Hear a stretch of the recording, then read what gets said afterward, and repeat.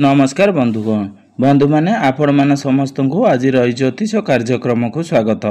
आज ज्योतिष कार्यक्रमटी मेष राशि व्यक्ति विशेष मान बहुत गुरुत्वपूर्ण अटे, बहुत ही खास अटे। तेबे बंधु मैंने यही सावित्री व्रत पर ठारू आपण मानकर जीवन में गोटे बहुत बड़ परिवर्तन होगा जाऊँगी, कारण यही सावित्री व्रत पर तीनोटी प्रमुख ग्रह निजर राशि परिवर्तन करने को जाउछंती। बुध, मंगल एवं सूर्य निजर राशि परिवर्तन करने को जाउछंती, जहा द्वारा आपणकर जीवन में मध्य एक बड़ परिवर्तन होगा जाऊँगी। यार प्रभाव आपणकर स्वास्थ्य, शिक्षा, प्रेम संपर्क, वैवाहिक जीवन, भाग्य, क्यारियर एवं व्यापार वाणिज्यर स्थिति उपरे निश्चय भाव में पड़वा जाऊँगी। तेबे बंधु माने यही सावित्री व्रत पर ठारू आपण मानकर जीवन में केउं सब बड़ परिवर्तन होगा जाऊँगी से विषय जानिबा पई जदि आपण मानकर मेष राशि होइथाए तेबे भिडियोटी को स्किप न करी थरे मात्र शेष पर्यंत निश्चिंत देखंतु एवं वीडियो को गोटे लाइक करी चैनल टी को सब्सक्राइब कर दियंतु। आपण माने जदि सच्चा हृदय रे ईश्वर को भक्ति करुथांती, विश्वास करुथांती तेबे भक्ति एवं श्रद्धार सहित कमेंट बॉक्स रे जय श्री जगन्नाथ अवश्य लिखि दियंतु। तो बंधु माने आसंतु आरंभ करिबा आज रही कार्यक्रम को, जहाँकि जन्म राशि एवं चंद्र राशि उपरे संपूर्ण आधारित अटे। तो राशि चक्रर 12 गोटी राशि मध्यरु प्रथम राशि हेउची मेष राशि। तो मेष राशिर राशिधिपति हेउचंती मंगल। तो बंधु माने सर्वप्रथम आसंतु जानि नेबा आपणकर कुंडली रे नवग्रहंकर स्थिति किपरि रहिछि। शुक्र आपणकर प्रथम भाव में विराजमान अछंती। सूर्य एवं बुध आपणकर द्वितीय भाव में विराजमान अछंती। देवगुरु बृहस्पति आपणक कुंडलीर तृतीय भाव में विराजमान अछंती। मंगल आपणकर चतुर्थ भाव में विराजमान अछंती। केतु आपणकर पंचम भाव में विराजमान अछंती। राहु आपणकर एकादश भाव में विराजमान अछंती एवं शनि आपणकर द्वादश भाव में विराजमान अछंती। तो बंधु माने सर्वप्रथम आसंतु जानि नेबा आपणकर स्वास्थ्य किपरि रहिबो एही सावित्री अमावास्या परे। तो बंधु माने कुंडलीर प्रथम भावटी होइथाए आपणकर स्वास्थ्यर भाव, आपणकर इम्यूनिटी सिस्टम रो भाव। तो आपणकर प्रथम भावर अधिपति हेउचंती मंगल। तो मंगल आपणकर चतुर्थ भाव में विराजमान अछंती। मंगल आपणकर पंचम भाव को 7 जून को चलन करिवे। तेबे मंगल जेतेबेले आपणकर पंचम भाव को आसीबे तो कुंडलीर पंचम भावटी होइथाए त्रिकोण। एठारे मंगल विराजमान रही केंद्र त्रिकोण राजयोगर निर्माण करिवे। तो जेतेबेले मंगल आपणकर पंचम भाव को आसीबे तो पंचम भाव में मंगलकर स्थिति बहुत मजबूत रहिबो। तेबे गुरु जेहेतु आपणकर तृतीय भाव में विराजमान अछंती, तेणु आपणकर स्वास्थ्य भल रहिले मध्य आपणकर टिके मोटापण बढ़िला भली समस्या देखा देई पारे। आपणकर लिवर डाइजेशन रे एभली किछिटा समस्या देखा देबो जदि आपणकर खाद्यपेय प्रति विशेष दृष्टि न दियंती। तेणु आपणकर खाद्यपेय उपरे टिके नियंत्रण रक्षा करंतु। आपण हेल्दी फूड नियंतु। आपण अल्कोहल ठारू दूरेई रुहंतु। आपण बाहर खाद्य को संपूर्ण रूप से अवॉइड करंतु। जदि आपणकर खाद्यपेय प्रति ध्यान न रखंती तेबे आपणकर स्वास्थ्य रे आपण सुधार देखिबा को पाई परिबे नाही। मंगलंकर स्थिति बहुत भल रहुची। एबे आसंतु जानि नेबा आपणकर शिक्षा क्षेत्र किपरि रहिबो एही सावित्री अमावास्या परर समय। तो बंधु माने कुंडलीर पंचम भावटी होइथाए आपणकर शिक्षा क्षेत्रर भाव।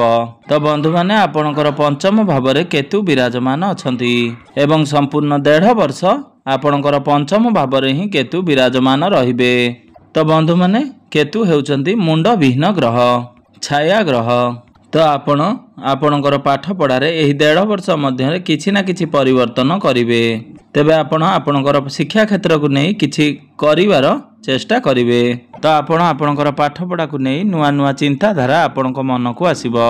आपण निज हिसाब रे पाठ पढ़िबा को पसंद करिवे। जदि आपणको केही एडवाइस दियंती तेबे आपण ताहाको ग्रहण करिवे नाही। तेबे जेहेतु आपणकर पंचम भाव में केतु विराजमान अछंती, तेणु पाठ पढ़ा आपणकर एवरेज रहिबो, ना बहुत बेसी भल ना बहुत बेसी खराब रहिबो। एबे आसंतु जानि नेबा आपणकर प्रेम जीवन किपरि रहिबो एही सावित्री व्रत पर ठारू। तो बंधु माने कुंडलीर पंचम भावटी शिक्षार भाव हेबा सहित पंचम भावटी होइथाय आपणकर प्रेम जीवनर भाव, आपणकर संतान संततिर भाव। तेबे बंधु माने आपणकर कुंडलीर पंचम भावरे केतु विराजमान अछंती एवं आपणकर प्रथम भावरे विराजमान अछंती शुक्र एवं मंगल आपणकर पंचम भावकु 6 जून को आसीजिबे। तेबे आपण आपणकर प्रेम जीवन रे बहुत किछि भल करिवार चेष्टा करिवे। तेबे बंधु माने आपणकर प्रथम भावरे जेहेतु शुक्र विराजमान अछंती तेबे लव लाइफ आपणकर ठीक ठाक रहिबो। आपण निजर भूल को बुझी पारिबे। आपण आपणक द्वारा जदि किछि भूल होइथाए ताकु सुधारिबा पई आपण चेष्टा करिवे। किंतु जेहेतु आपणकर पंचम भावरे केतु विराजमान अछंती तेणु आपणकर पार्टनर आपणक पई जेते भल कले मध्य आपणक मन रे गोटे प्रकार शंका रहिबो बा गोटे प्रकार डाउट रहिबो। तेबे एई सब को आपण नेगेटिव न नै आपणकर सामना वाला जहा भी करूछंती ताकु पॉजिटिवली नेबा पई आपण चेष्टा करंतु। तेबे जाई आपणकर प्रेम जीवन बहुत भल रहिबो। एबे आसंतु जानि नेबा आपणकर वैवाहिक जीवन किपरि रहिबो एई सावित्री अमावास्या परठारु। तो बंधु माने कुंडलीर सप्तम भावटी होइथाय आपणकर वैवाहिक जीवनर भाव, आपणकर जीवन साथींकर भाव। तो आपणकर सप्तम भावर अधिपति हेउचंती शुक्र। शुक्र जे कि आपणकर प्रथम भावरे विराजमान अछंती एवं से सेठारे रही आपणकर सप्तम भावकु दृष्टि देउछंती। देवगुरु बृहस्पतिंकर दृष्टि मध्य आपणकर सप्तम भाव उपरकु रहुअछि। तो आमे कहिबाकु गले एही सावित्री व्रत परे आपणकर एही वैवाहिक जीवन बहुत भल रहिबो। जदि आपण दुई जण मिसी कोनोसी प्लानिंग करूछंती ताहा फैमिली प्लानिंग हेउ किंबा केउ आडे बुली जिबाकू हेउ तेबे आपणकर प्लानिंग सक्सेसफुल हेबो। पूर्वरु जदि आपणकर वैवाहिक जीवन रे कोनोसी प्रकार समस्या चालुथुला तो ताहा एबे समाधान होई जिवो। आपणक मध्य रे भल पाइबा बढ़िबो, अंडरस्टैंडिंग ठीक ठाक रहिबो, आपणकर वैवाहिक जीवन सुखमय व्यतीत हेबो। तो बंधु माने एबे आसंतु जानि नेबा सबठारु महत्वपूर्ण विषय वस्तु आपणकर भाग्य, क्यारियर एवं व्यापार वाणिज्यर स्थिति किपरि रहिछि एही सावित्री व्रत परे। तो बंधु माने कुंडलीर नवम भावटी होइथाय आपणकर भाग्यर भाव एवं दशम भावटी होइथाय आपणकर कार्यक्षेत्र तथा क्यारियर भाव। तो आपणकर नवम भाव तथा भाग्य भावर अधिपति हेउचंती देवगुरु बृहस्पति। देवगुरु बृहस्पति आपणक कुंडलीर तृतीय भावरे विराजमान अछंती। तृतीय भावरे गुरु विराजमान रही आपणकर स्वगृह नवम भावकु दृष्टि देउछंती। तेबे बंधु माने बृहस्पति आपणकर तृतीय भावरे अछंती। कुंडलीरे तृतीय भावटी को एते भल बोली विचार करा जाई न थाए, किंतु बृहस्पतिंकर दृष्टि आपणकर भाग्य भाव उपरकु रहुअछि। तेणु आपणकर काम होई जिवो किंतु सेथिरे अल्प मात्रा रे बाधा विघ्न सृष्टि हेबो, किंतु तापरे आपणकर काम सुरुखुरुरे होई जिवो। आपणकु आपणकर कार्य रे सफलता प्राप्ति हेबो। आपण जेउ भी कार्य करिवे कार्यर आरंभ रे बाधा विघ्न आसीबो, मात्र कार्य रे आपणकु सफलता ही प्राप्ति हेबो। तो भाग्य आपणकर साथ देबो। केवल स्टार्टिंग रे आपणकर बाधा विघ्न आसी पारे, किंतु शेष रे निश्चिंत भाव रे आपणकु सफलता प्राप्ति हेबो।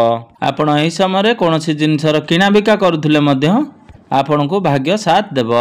आपणकर राशि स्वामी मंगल मध्य बहुत भल स्थिति रे विराजमान अछंती, तेणु निश्चिंत भाव रे भाग्य आपणकु साथ देबो। एबे आसंतु जानि नेबा आपणकर कार्य क्षेत्र तथा क्यारियर किपरि रहिबो एही सावित्री अमावास्या परठारु। तो बंधु माने कुंडलीर दशम भावटी होइथाय आपणकर कार्य क्षेत्रर भाव, आपणकर क्यारियर भाव। तो आपणकर दशम भावर अधिपति होउचंती शनिदेव। तो शनि आपणकर कुंडलीर द्वादश भावरे विराजमान अछंती। तो मंगलंकर दृष्टि मध्य आपणकर दशम भाव उपरे रहुछि। देवगुरु बृहस्पतिंकर दृष्टि एकादश भाव उपरकु रहुछि। तेबे शनि जेहेतु द्वादश भावरे विराजमान अछंती तेबे आपण आपणकर काम को नै मुडी स्वभावर रहिबे। बेले बेले आपण निजर कार्य क्षेत्र रे आपणकर सीनियर किंबा जूनियर मानक सहित आर्गुमेंट बा कली झगड़ा भली परिस्थिति उपजई पारंती। तेबे आपण को टिके विशेष ध्यान देबार अछि एही कथा प्रति। आपण जेते पारिबे आर्गुमेंट ठारू दूरे रुहंतु एवं निजको शांत रखिबा पई चेष्टा करंतु, कारण आपणकर राशि रे शनि 7.5 चालू अछि। तेणु आपण को आपणकर काम को नै स्टेबल रहिबा को पड़िबो।